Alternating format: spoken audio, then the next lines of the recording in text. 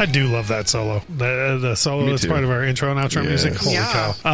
Hello, and welcome to episode 11 of the bonus episodes. So I get twice to say this one goes to 11. Because I got to say it in the main episodes and also here in the bonus episode. So once again, I welcome myself and Kyle along with... No chance, so that's what you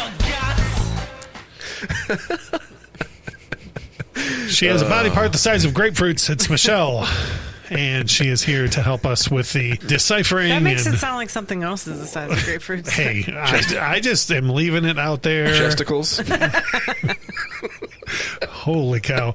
We are into our third week. We are 1 minute and 6 seconds in.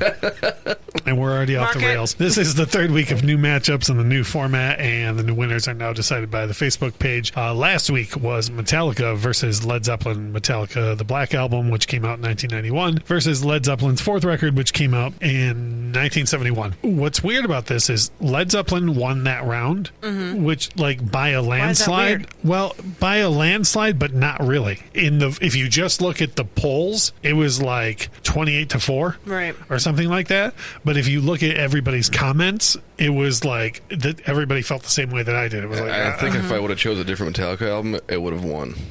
We actually got feedback like that. Yeah. So, but I don't. Well, we've already beat this to death, but I don't have any problem with the Black Album myself. So, me personally, I think the Black Album has the best chance against the Led Zeppelin 4, but we've already gone over all the I agree with that. So, having said that, we are going to go into what we heard back from everybody on Facebook about it with our new segment. Feedback, Joe. Don't worry about that. Right. What would rock and roll be without feedback? What would rock and roll be without feedback, David Gilmore? So we are going to have Michelle and Kyle read off some of the feedback that we got from everybody regarding this week's matchup. And this is where what I was talking about, you're going to find out that this wasn't as close as the numbers would show you. I don't even know who to go to first. Kyle has his page ready, so we'll go to Kyle. What kind of feedback did you have over there, Kyle? This is a long one from Mike D, but I'm going to shorten it up a little bit. Mike D, self-proclaimed biggest Fleetwood Mac fan in the world, but he also talked to Stevie Nicks once one-on-one for like an hour and a half, so I might give him that throne. But the dude loves his rock. That's for sure. Dude loves his rock. What do you got, Kyle? He did say that Led Zeppelin 4 is one of his least favorite Led Zeppelin albums. But it still comes out on top because Metallica's Black Album was a letdown for him when it came out. Like we were saying before, is everyone, I think if I would have chose a different Metallica album, they would have won because he's all for Justice for All. I vehemently disagree with Mike on that as far as this tournament goes, because Justice, I'll tell you right now, Justice, if we put that in this tournament, that wouldn't have made it out of the first round with Michelle. There's no way. I mean, it's full of 9-minute speed metal songs. What was Dark Side of the Moon. It was up against Dark Side of the Moon. It was up against the Dark Side of the Moon. Why must you twist the blade? Go on, Kyle. What else does this say?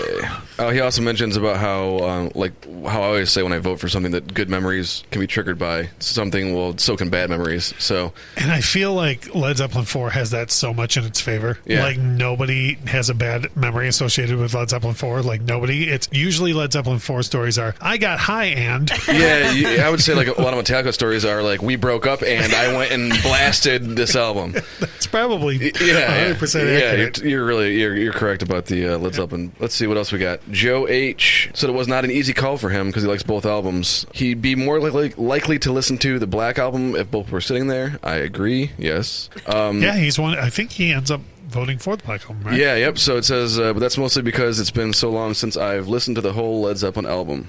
You and I both.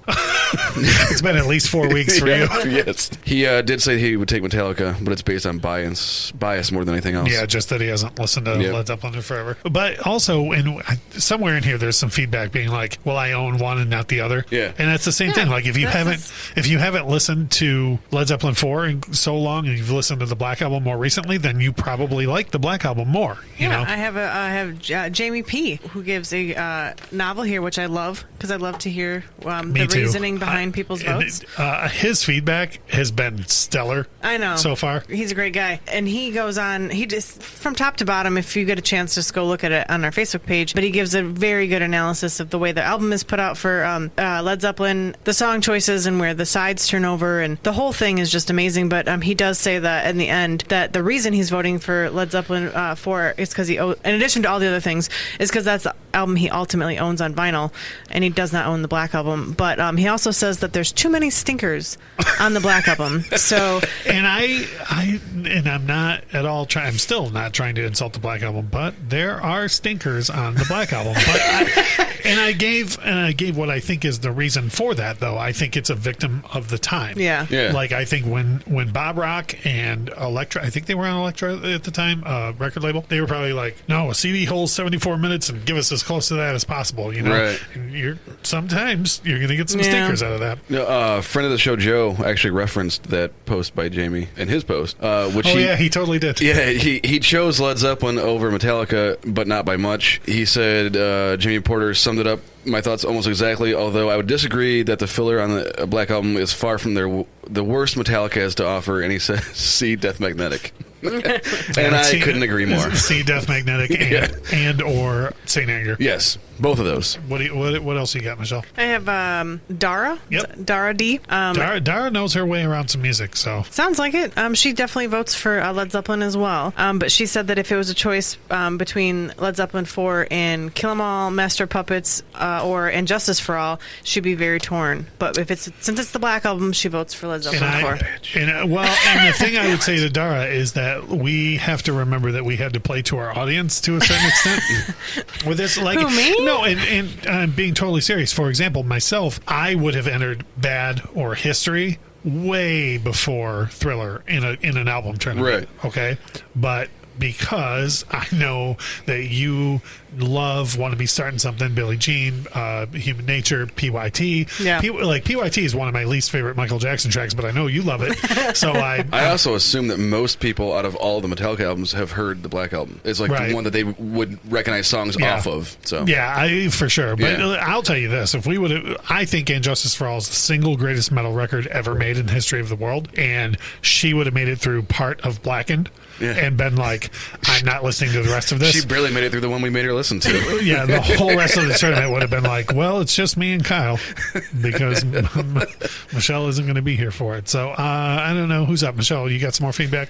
I have Alex S., who says that he's the resident Metallica fan on GNR forums. He is. Yeah. And he was even finding himself in a difficult situation. He does call the Black Album a masterpiece, but he does think that Led Zeppelin paved the way, so he's going with Led Zeppelin. I was really surprised by that, and I think not to out him, but I think his username is like Metalix, I think on the forums, if I remember right. So like he's coming from the heart, and I've known this kid since I've known him since at least 2004 or so on the forums, and no matter what, he's always like, if you're like, hey, GNR did this performance, he's like, yeah, but Metallica would have done it better. So he's things like that though are what I was talking about how razor thin this margin really was. Yeah. The Black Album is a masterpiece. I agree. He said, raising the people's eyebrow at Michelle. Let's see what else we got. Chris A. said he went back and forth with this since Friday. It's a tough call, but I feel like having Stairway to Heaven on this album is a slight edge needed to come out on top. It is also on his top 5 list of best rock songs ever. Yeah. So that's and Chris A. is a really learned guy as far as music goes. Like, he's a student of music. Mm-hmm. He's a guy where, Michelle and I will talk to anybody who will listen to us about the Lone Bellow, and that's not his type of music at all. Like, he doesn't like indie folk or anything, but the dude listened to their discography just to be like, okay, well, this means that much to you, so I'm going to listen to it. That's pretty awesome. And so for him to say, hey, this is really close, is yeah. And I also agree, because Stairway to Heaven is a fantastic song. Such a jam. It is. I cannot disagree with that. I didn't say this on the episode, but I would argue that Stairway kind of broke the mold, opened the door for the power ballad. Mm-hmm. Like, you know what I mean? Like for bands to be like, oh, we can we can do that. Like, we can be known for raucous and do that. Now it wasn't followed up on a great deal for you until like the late 80s is when the power ballad became a thing. But I would argue that Stairway opened that door. Maybe we get Dream On because of Stairway. Maybe we get some of the heart tracks. Yeah, that's true. Maybe. We know we got the heart tracks because of Zeppelin, because they were a Zeppelin cover band before they were a band. But what else do we got? I have one more. Jeffrey D says that he hearts the Black Album, but Led Zeppelin 4 is literally a masterpiece. Did you see he's got an actual heart emoticon? I did. That's how much he loves that record. Thank you. But Led Zeppelin Wait, hold on, real quick. You didn't write or record the Black Album, correct? I did not. Okay. I did not have a hand in that. I wish I did, though. All right. Well, Lars thanks you, I guess. He got up on a step stool. Thank you. He said that Led Zeppelin 4 is literally a masterpiece of rock and roll. So many bands were influenced by the one album. And he can listen to it front to back all day, and it's definitely in his top 5, if not his top desert island pick. Wow. So that's... And what's funny is I didn't include it, but one of Jeff's follow-up, several hours later, he commented on his own comment, and he was like, I'm listening to the Black Album right now. And I said, you can still change your vote, and he was like, no, I'm going to stick with Led Zeppelin, but I thought it was funny that, like, his instant thing was Led Zeppelin 4, but then listen to the Black Album again. Yeah. And going into this, I would have never thought that they were so close together. Like, people wouldn't be sure of one or the other. They're both... Like, because I'm monster records as far as sales. Yeah, they're both enormous. Yeah, it's just me, because I'm so like automatically like Metallica, like over it. Just I didn't know that everyone was going to be like, about you. That's news to me. What do you have any more down there? Nope, I'm fresh out. Oh, are you? I'm fresh out. Well, we cannot stress enough how much we love the feedback. I think it's fantastic to hear this type of stuff, and to say that we edited down some of those comments would be an understatement. Like there was like a lot of thought put into this, and I honestly, I think this current week matchup that we have is a whole different animal. But I think going forward, we're going to see more of that, where people are like, "Oh crap, this is a hard choice," and I need to. And I should say we did have a whole bunch of. I don't want to leave anybody out. We had a whole lot of comments that were what I said are more than acceptable. Just a comment, Led Zeppelin, Black Album. We appreciate you too. We actually had someone leave a GIF that was a person screaming black. Like just the word black, and I was like, got it, and we had another person leave a GIF that was that cycles through all the Metallica covers to their albums rather, and I was like, well, that person's obviously going the Metallica route, but these, like Michelle said, even if you don't think at this level about these records, just reading through this, there was one thing in Jamie Porter's comment where he was talking about vinyl as a format, where I've never thought about that before. In my lifetime, if I was tracking Led Zeppelin for digital release or for a CD, I would never follow Stairway with Misty Mountain Hop. Yeah. But if you're going to end up on And She's Buying a Stairway to Heaven, fade out, flip over the record, light a whatever, mix a whatever, drop the needle, do, that's perfect. Yeah. So, and I could be wrong, but I think there was something in there about like, this is why you should listen to vinyl. Oh yeah, for sure. Yeah. And I love that. Like I love that. I love that level of it. And again, that goes more toward what I was talking about with Metallica. Metallica very much came out in the CD age. You listen to that straight through the way it was. Yeah. Mm-hmm. I forget what's at the midpoint. I feel like The God That Failed is somewhere in the midpoint of the record. Maybe after Wherever We Roam. Like if I was tracking that for vinyl, I probably would have done it way different than it is on the CD. So anyways, we greatly appreciate all of that feedback, and it is very, very cool for us to get it and read it, and it helps us understand even more about the records, I think. For sure. So this week's matchup.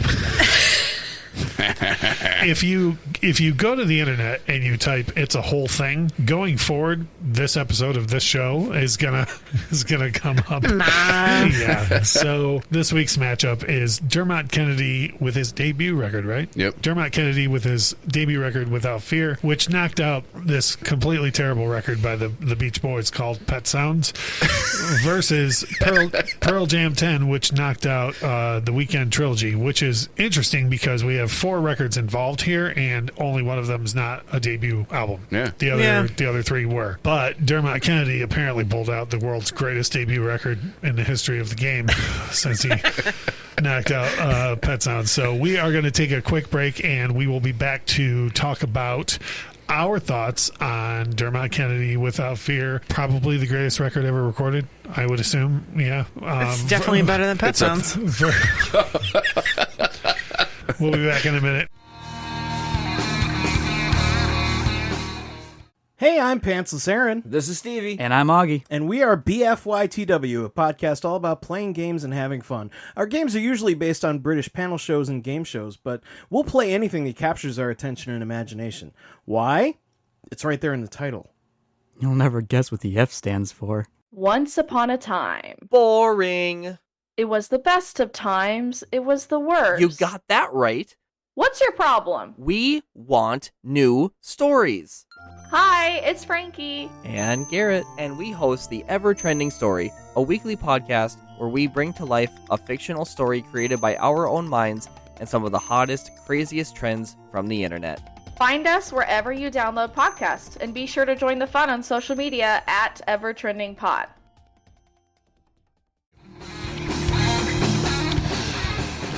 We're back. We had a whole bunch of cool feedback to share with everybody and discuss in the first half. We cannot thank you enough for that. We are going to need a lot of it going forward because this is going to get harder and harder as the tournament goes on. I think we've only got 3 or 4 episodes left till we crown the first champion of the Infectious Grove Podcast tournament. Yeah. Just as a reminder, this was thrown together very haphazardly. When the health crisis came about, we kind of reached out to a couple people and said, what do we do? And got a couple ideas and threw this together. We have received a lot of feedback from people saying, you should have done it this way or that way. And in the future, we'll work that out. I'll still make the decisions, though. Yeah.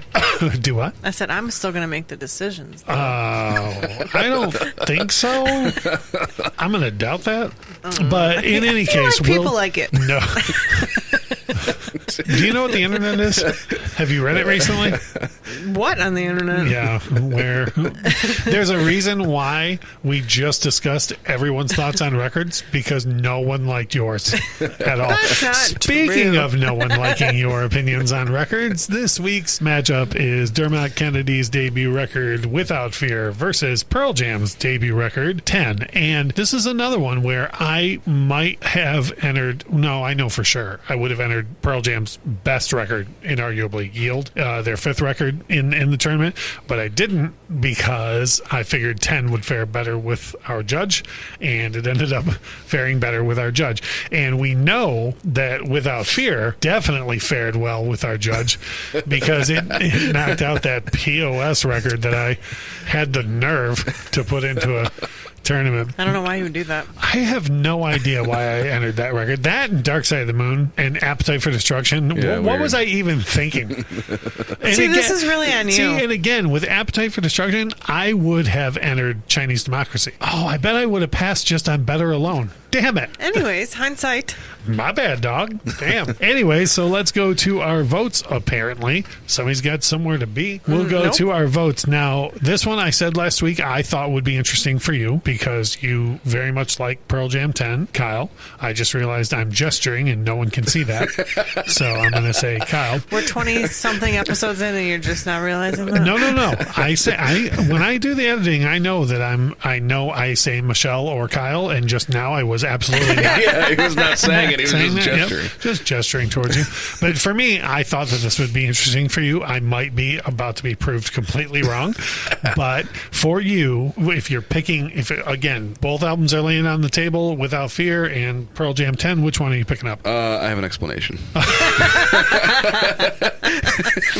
It's not what we asked for. It's too much for just one word. So it's Without Fear, but go on. No. So, okay. I Hold on, back up. See what had happened was.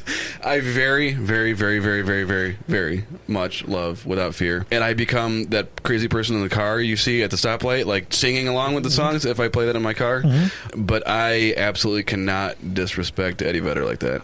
You just can't. Well, hold on. Damn it. I'm going to try so hard to get over this. But Brian Wilson, though? I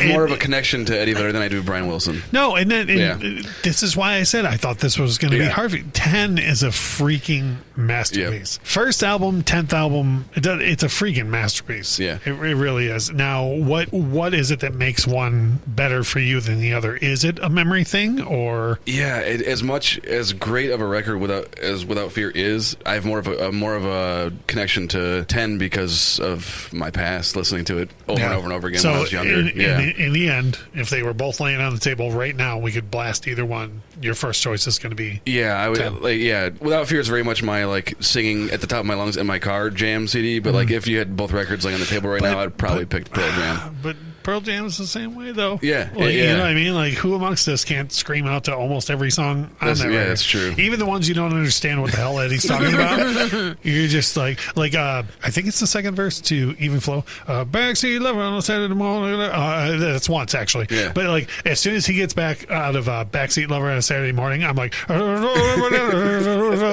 I'm enjoying the hell out of almost singing along with it. Michelle, why don't you screw this up for all of us?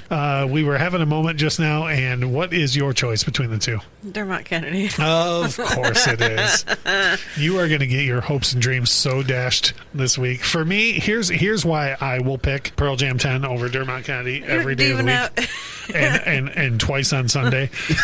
and I made notes about this. Okay, I'm going to say songs from Pearl Jam 10 right now. Oceans, Deep, Garden, Once, one of the best opening tracks of all time, and Release. Doubtful. And Release, arguably one of the best closing tracks of all time. Do you know what all 5 of those songs have in common outside of the fact that they're amazing? What? They're one-word titles. None of them are even singles. I don't know any of those songs. Of course you don't. I'm just kidding. Of course you don't. All of those songs that I just named, that every listener was just like, oh, what a jam. Oh, what a jam. Oh, what a jam. None of those are even singles. Alive, Even Flow, Jeremy, Black. I mean, come on. Yeah. The record's fully loaded. But do you have Power Over Me or What Have I Done or Rome or Lost? No, you don't have those on Pearl Jam. Right, I have better songs. Power Over Me is that song that I scream in the car. You know what also has better songs than Dermot Kennedy's without... What? It's from 1966. It's a record by the Beach Boys, and it's called Pet Sounds. But come on. I don't mind. I go back to what I said about this album on the episode, because I re-listened to our episode to be like, what exactly... Because I had a lot of points that I liked about Dermot Kennedy record. Mm-hmm. And what Pearl Jam is doing on 10, no one had really done before. And what... Well, if that's what we were judging, then yeah. Well, of course that's what we're judging. We're judging the strength of the record. No, you're saying if you put them both on the table, which one would you listen to? You're telling me that you absolutely would pick up Dermot Kennedy before Pearl Jam 10. 150% and twice on Sundays. That is insane. That is insane. Is it because Once is a terrible opener? That's it. That's not what I said. Oh, really? Hold on real quick. Did you listen back to the episode to do research, or no? I know what I said. I was there. You can't confirm what you said. I actually don't listen to myself talk, so it's fine.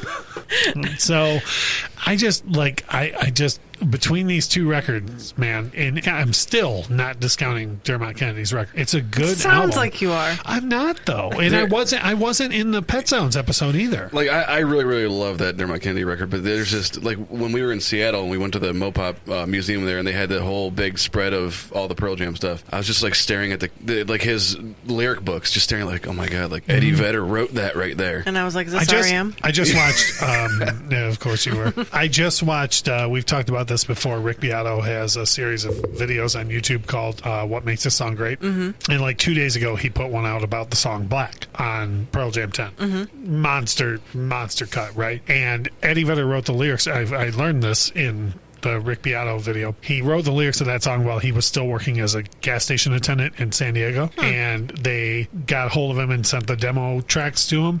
And he was driving up from San Diego to Seattle and wrote the lyrics to Black on the way. Like, just every so often something would cross his mind. And if 10 was an instrumental record and only had the line at the end of Black, I know someday you'll have a beautiful life. I know you'll be a star in somebody else's sky. Why can't it be mine? The whole record would be on fire lyrically. That lyric is like soul touching. And both albums are completely different. Like I wouldn't be listening to them at the same times. Like I put on like Dermot Kennedy for like I don't know, like emotional release maybe, but I'm very much like to rock out to Pearl Jam. So it's like I would be listening to them different times. I would say that there's elements on 10 that are on the Dermot Kennedy record though. Yeah, and they're mostly found on side 2. Yeah, like it was Oceans. Yeah, Garden. I don't even think I mentioned Garden. Oh, I did mention Garden. You did. Oceans, Garden, Release. I feel like those songs have that same vein to them, but side 1 is very rockin' affair. And when 10 came out, the biggest problem I had with when 10 came out was people were instantly referring to it as a grunge record, and it's not at all. Yeah. I'm the same guy that claims that Nevermind is not a grunge record either.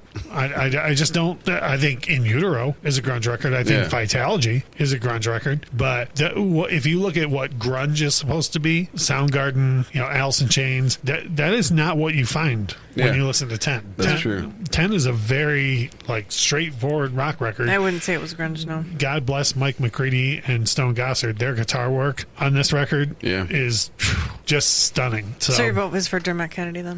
Yeah, absolutely. Oh yeah. Well, I mean, because I want to cut that part out. Yeah, I want that to be the trailer for next week. I mean, I'll put it in the trailer next week just for the whole, cliffhanger-esque of it, for people to be like, "That's insane. He didn't say that." Yeah, that's a great idea. That's hilarious.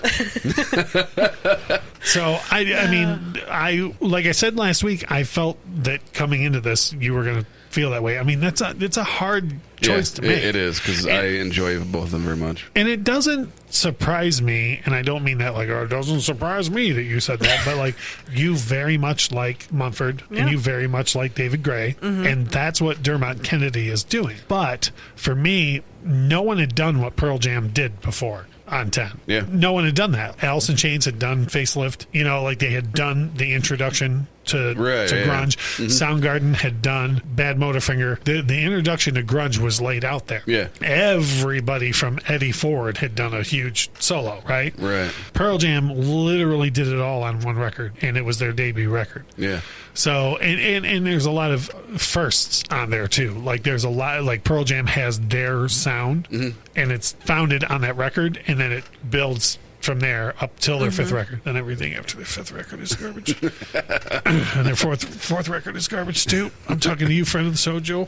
Oh boy. We have a listener, friend of the show, Joe, who is under the impression that Pearl Jam's fourth album, No Code, is good. He's wrong. Doesn't he also like Relapse? Yeah, he likes Relapse. So and Weezer. I had to throw that in there. Sorry, Joe. Damn. We love you, Joe. I, for real, was just about to make a joke about we're going to set up a GoFundMe for Joe's family, and then you laid that down, and I was like, I can't pile on that joke.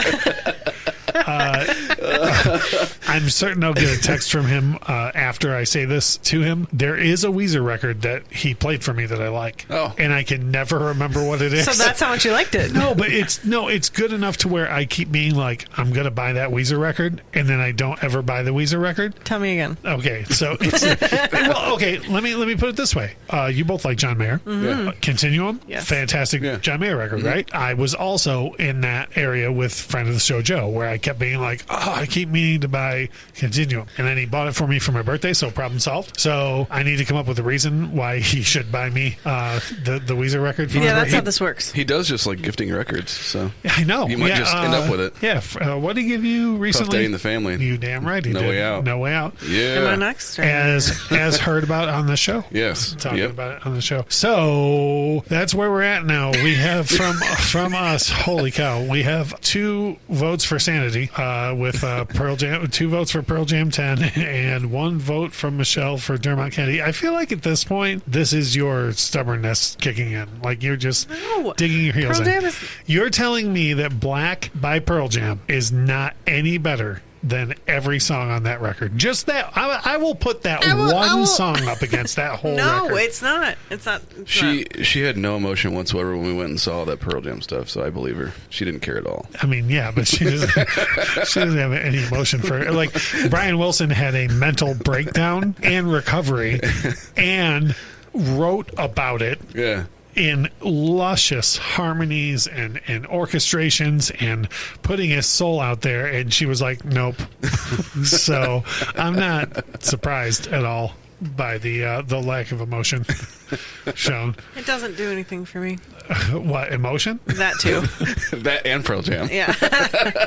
So this episode will come out on Friday as always, and then we'll do our usual social media posting, and it'll be up to the listeners to provide their votes. One thing I want to make clear, and we've made a whole lot of jokes on this episode about the whole Pet Sounds Dermot Kennedy thing. I have had people send me posts via Twitter and text and music forums saying, I'm going to vote for Pet Sounds to be funny. Don't vote for Pet Sounds to be funny. And this is me making this rule. This is not Michelle and Kyle making this rule. If you vote for Pet Sounds, your vote will not count. That shit already lost, man. Yeah. So, God damn it, that hurt. Please make sure that when you cast your vote for Pearl Jam 10 versus Dermot Kennedy Without Fear. And please do what Jamie Porter does, do what Joe does, do what Chris Adams does. Give both of these records a listen. Mm-hmm. Don't just go, oh, well, I know Pearl Jam 10 and that's great, and so I'm going to... I am actually excited about that because I feel like before we did this whole thing, like maybe a lot of people that our listeners would not have listened to that Dermot Kennedy record. Yeah, absolutely. So I want to know what other people think about it because I find it to be fantastic. But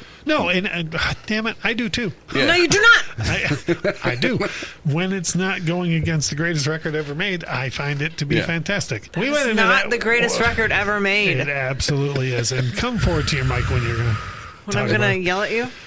Yes, please come forward to your mic when you're going to yell at me. So anyways, I know we've all had a lot of fun, myself included. I've had as much fun as I can have with Pet Sounds getting knocked out of a tournament. And so please make sure that you leave the reasons why. And if you don't have time to listen to both records, I'm sure that if you were going to vote for 10, that you've heard it a million times. Yeah. Give the Dermot Kennedy record a listen and then just leave your thoughts. And you don't have to be like Chris Adams or Jamie Porter. You don't have to leave us, a big list of why. But, at least give both of these records a shot. That's one of the big reasons why I wanted to start a music podcast, is to get people listening to music more and to maybe listen to things they normally wouldn't. Mm-hmm. So, if nothing else, for me, that's like, I personally never would have found this record. And I like it a lot. Yeah. So, please, by all means, make sure that you listen to both and then leave us your thoughts on both. And then after that, this record, after we get all of that feedback, the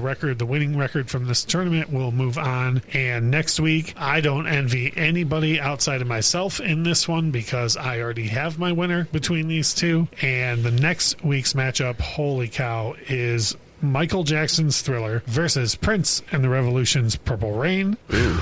I have to assume we're going to get like novels from people on, because you can't. It's those like, records deserve novels. At that point, it's like picking children. I think you know what I mean. Yeah. Like I think it really is. Well, everyone has a favorite child.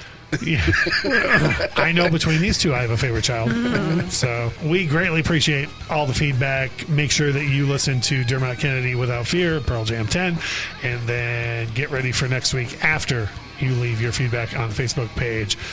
We greatly appreciate you listening. Bye. Bye. Bye.